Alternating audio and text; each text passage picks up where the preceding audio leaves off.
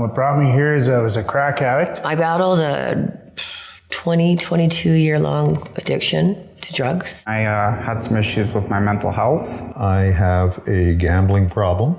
We really, I believe, impact people where they live. Transformation doesn't happen overnight.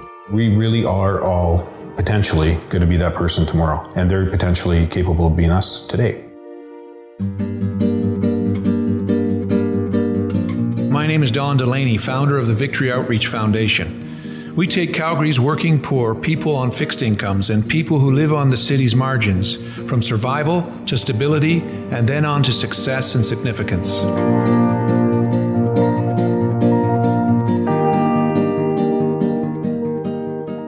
It began in 1992 when we took over an abandoned church in the inner city neighborhood called Victoria Park.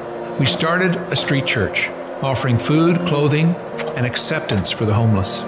We then turned our attention to renovating nearby houses to help people get off the streets.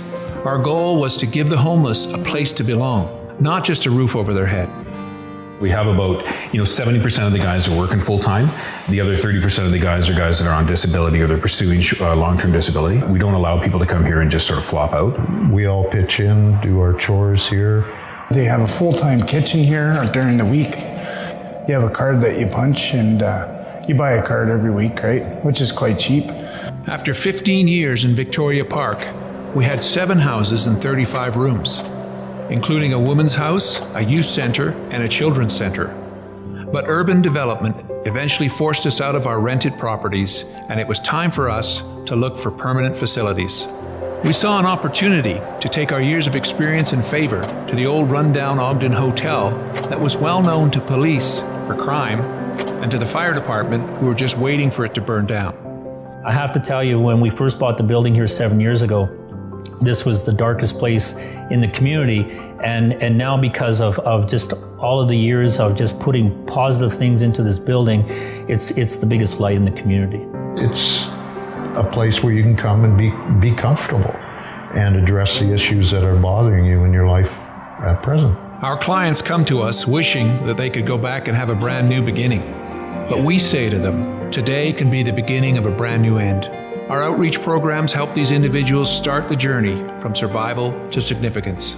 I've been with the Victory Outreach Center since September of '99, so I guess that's 14 years. It's a real heart passion for me to just connect with these guys at that lowest level of their life. To help somebody to see that there's still potential in them when they can't see it themselves. I think that's what really keeps me going.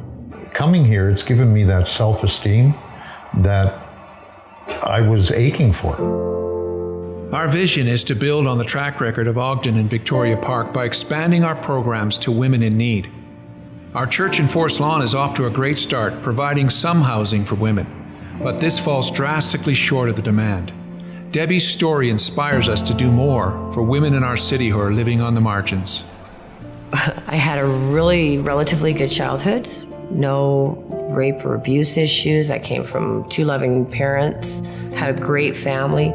Experimented in pot and booze as a teenager, and graduated high school, and I got a job at a bank.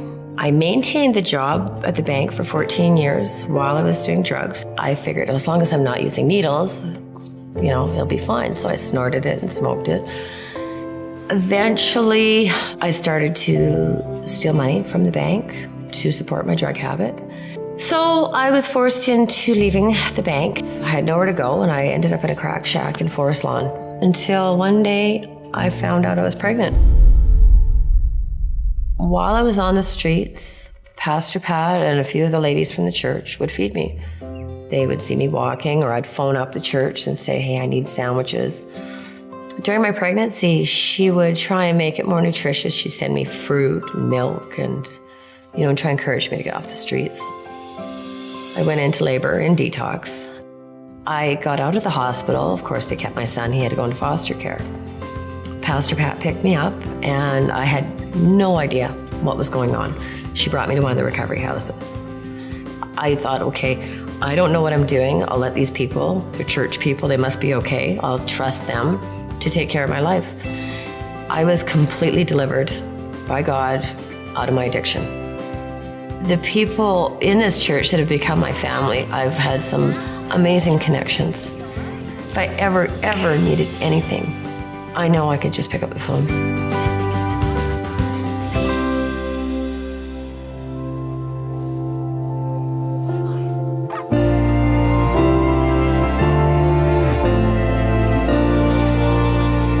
We get our money from the Victory Foundation, and they support us. We feed over 3,000 people a month, and we do it on all donated goods.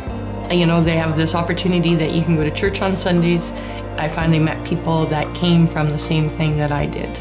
This is such an amazing community. You look at Michelle, okay? Michelle came in, she came into one of our houses, attended a lot of our groups, had counseling here, was fed here, and now she's on staff here. It was good for me to be able to come here on Sunday and feel welcomed. This is a very close-knit community. It's full of people who are poor, but it's full of people who really care about each other and are really concerned about what's going on here in the community.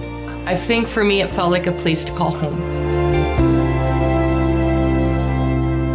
What's more important to us isn't what they did in the past. What's more important to us is what are their plans and goals for today and tomorrow. My goals are to stay clean and sober, to develop a better relationship with my family. There's a lot of positive thinking and a lot of positive action around here. This place is family. Life is good. I'm clean. Our success over the past 20 years has largely been due to the faith of the poor and the humility of the affluent. Those two ingredients ensure success for the future. Contact us today and be part of changing lives.